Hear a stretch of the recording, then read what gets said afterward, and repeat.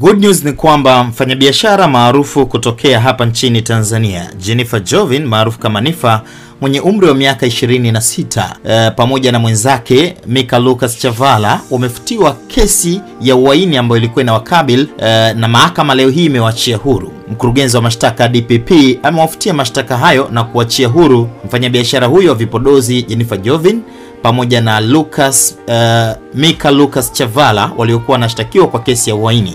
Uamuzi huo umetolewa leo Jumatano ya Disemba 3 mwaka 2025 na hakimu mkazi mkuu Aaron Lyamuya baada ya wakili wa serikali Titus Aaron kuieleza mahakama hiyo kuwa DPP hana nia ya kuendelea na mashtaka hayo dhidi ya washtakiwa hao wawili.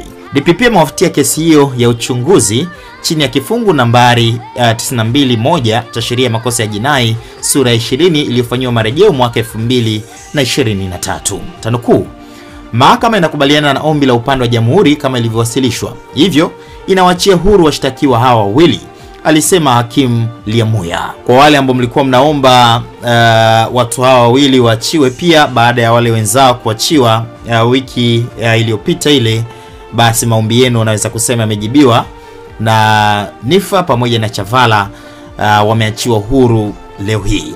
Maoni yako ni yapi? Niachie maoni yako hapo chini kwenye sehemu ya comment section. Mr. MIDL Mido Simba yana majina yangu. Bye bye till the next time.